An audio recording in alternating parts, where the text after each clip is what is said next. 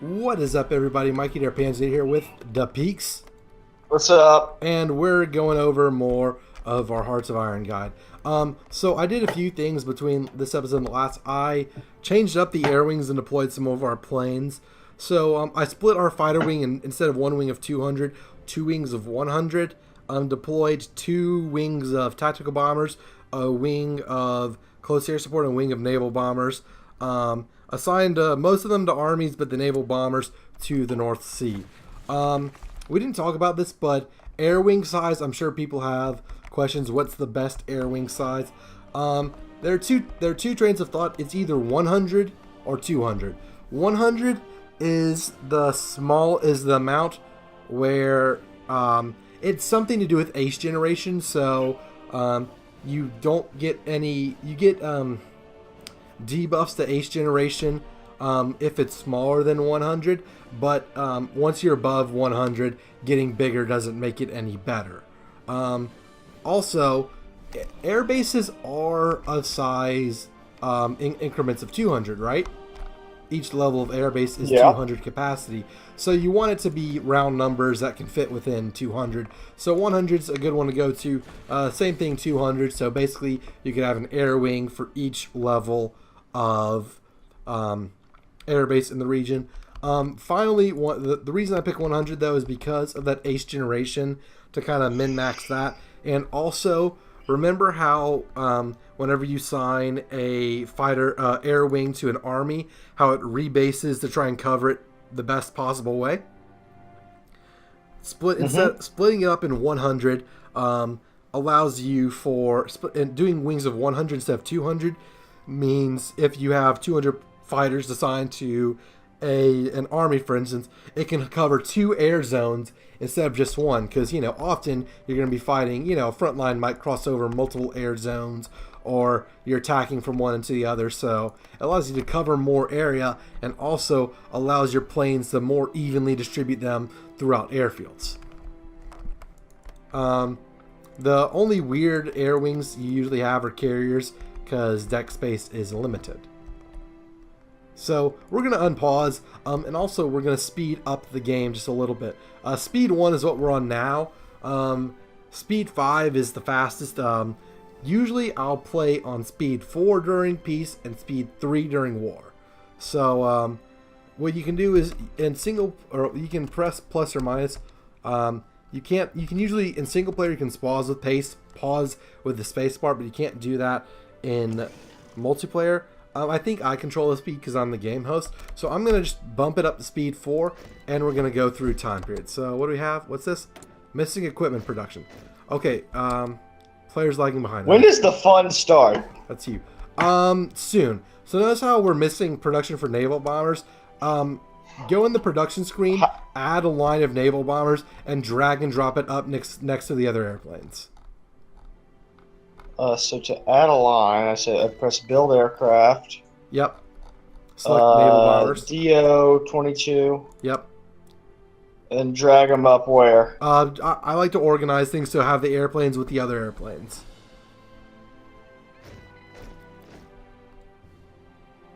Still there? Yeah, you're lagging behind. Am I? Yep. Well, that's my bad internet. That's fine. We'll go speed 3 because that's what the game wants us to play on. So drag the DO2. I don't know. Put it right next to the HE111 or something. I don't know why it's not letting me drag. Are you? You have to click on the nameplate. You can't click on the image. You have to click next to the name. Oh, okay, there we go. Yep. Put that above the HE111. Yeah. That's a good spot for it, I suppose.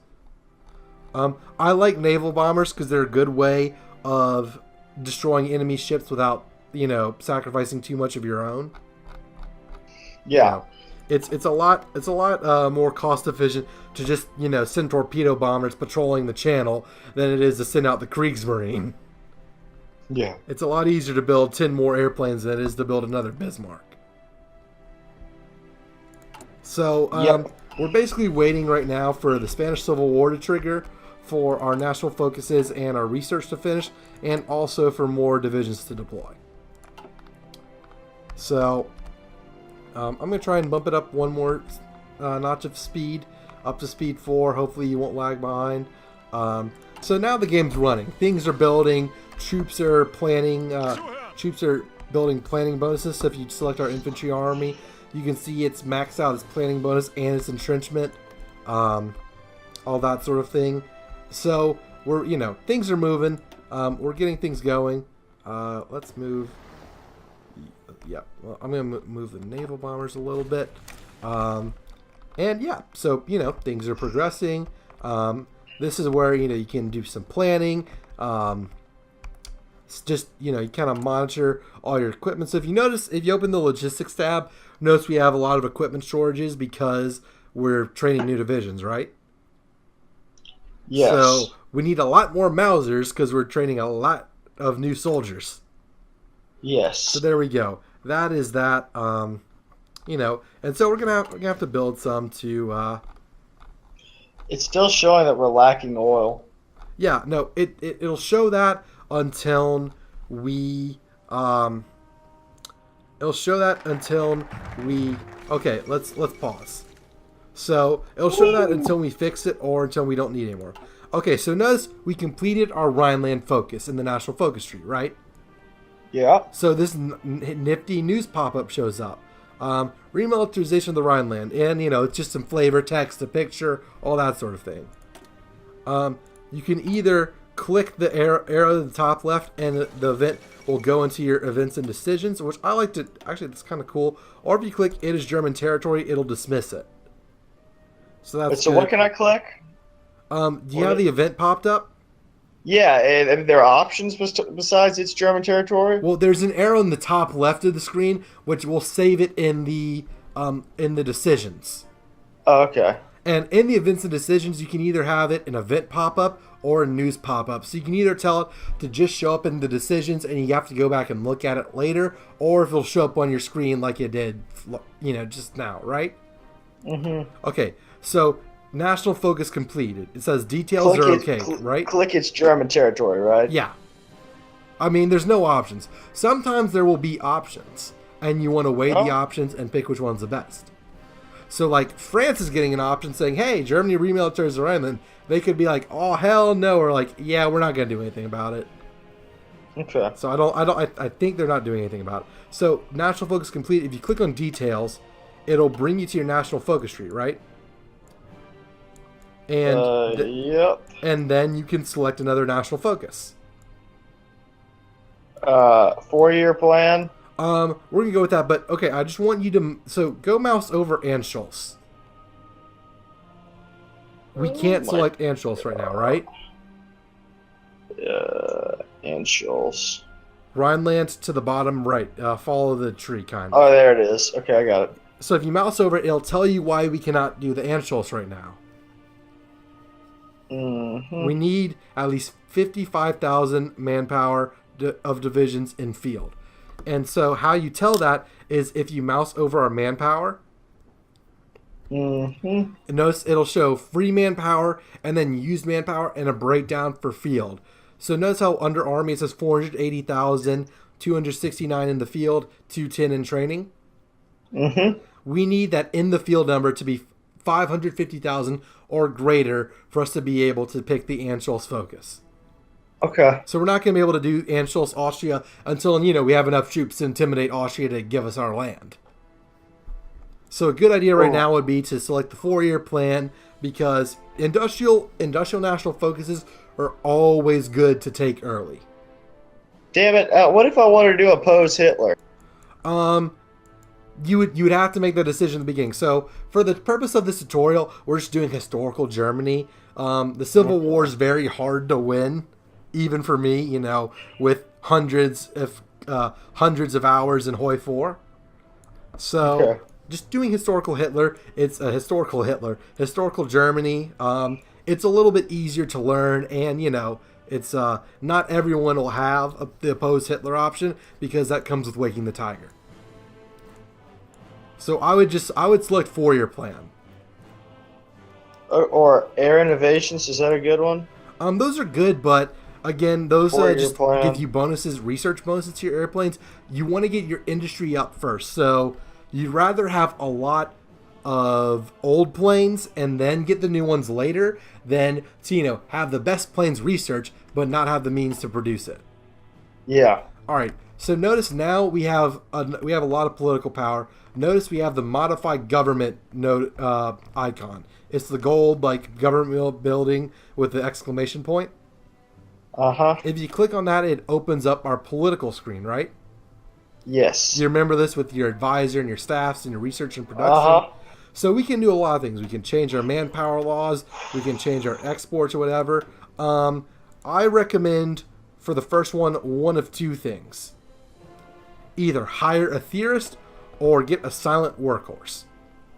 So now I'm going to explain why. If you get a theorist, so say our buddy Heinz Guderian, who you learned about in that Netflix documentary, right? Blitzkrieg dude. If you pick him, notice we'll get 0.05 army experience daily, and we'll get our armor will be able to move faster, and we'll get faster research time for land doctrine. So basically, it would be good to pick a theorist early because of the army experience game. Alternatively, under the political advisor, so that's in the top row.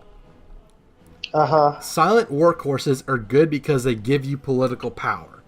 If you're gonna pick them early because that's when they're worth it. So I would recommend in this situation, let's pick a pick one of the two silent workhorses, either Rudolf Hess or Martin Bormann. And you click on them, I just picked Rudolf Hess. He's a bad dude, though. We're playing the Nazis. They're all bad dudes. He was like Heinz Guderian wasn't like. Okay. Okay. Anyways, relatively, they're all the bad guys. Okay. Yeah.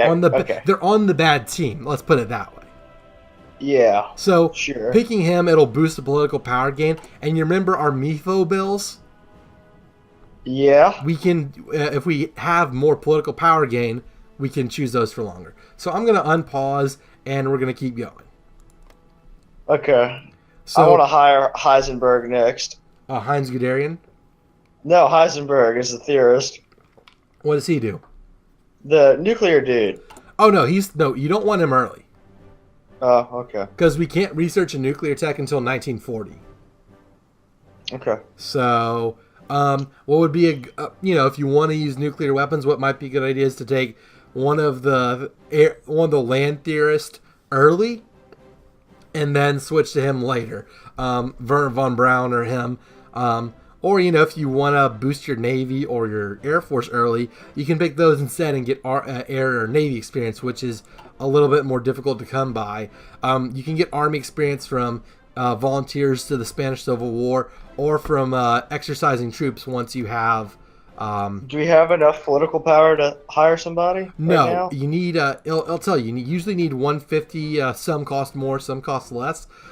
That notification will come up, though, whenever you have enough political power to hire someone. It'll only not show once you have everyone appointed or your laws are at a certain level. So once you have all your design companies, all your staff, all that, it'll stop showing it. And so you just have to realize, it might be advantageous for me to switch my theorist right now. Let me go and do that. Okay. So... we're doing that, so now we're just working on the 4-year plan, and our research is going, and we're going to get electronic mechanical engineering in 13 days. So we can go a little faster. How do I get to the research again? Oh, there it is. It's it's W. Yeah, I usually don't use the hotkeys because they're different from game to game. But yeah, it's just your QWERTY just kind of goes down the line. Okay. So W. But like the national focus, once you are done researching a tech, the little beaker icon will come up, the same one that was there when we first started the game. Okay. So that is that. One more day. Come on. There we go. So click on details. Woo! We could. I would pause right now for single player. So now you get to select a new tech to research, right? Same Did thing. you pause it? Yeah, I paused it. Okay. In single player, there's an option if you hit escape. If you hit escape and you go to game options, there is one that says pause and notifications. Okay. That one I like to play with it because, you know, it gives you time to think or whatever. And multiplayer, again, you do build up some research even if you haven't selected a tech. You can't just let it go forever and then just get some text instantly. Although, you know, you do have some leeway if the clock's running to pick a tech, and you won't lose progress for not going to it immediately. Is there a certain date at which the game will end itself? So the game could technically go on forever. It'll ask you if you want to end the game in 1948 if there are no more wars going on. Oh. However, if you win World War II and you don't want to start another war, you know, this game is very open-ended. You could do a world conquest and take as long as you want. You could just, you know, annex Poland and then say, okay, I'm done. You know, if you were to get into... And the next game after this is Stellaris, right? Yeah, and like, you know, kind of the chronological thing. Crusader Kings 2 is medieval. EU4 is Renaissance. Vicky 2 is Victorian. Hoi 4 is World War II. And then Stellaris is future. Yeah. You know, they don't make a modern age. I guess City Skylines is the modern age game. That's funny. So to pick another technology, are you under the engineering tab? Yep. The electronic. Yep. I'm on. Go to the next one down, mechanical computing, because that also gives you faster research time. So I like to go. So there, like I mentioned in one of the earlier videos, there are a couple lines I like to go down as soon as they're available. The industry lines and this line, the research speed line. So there we go with that. And we can pause. When's Francisco Franco gonna start up? That's an excellent question. Usually soon. It's usually I think it's random, but it'll trigger before 1937. Does Spain have its own national focus tree? No, they don't. Unfortunately. Even in the DLCs? No, they don't.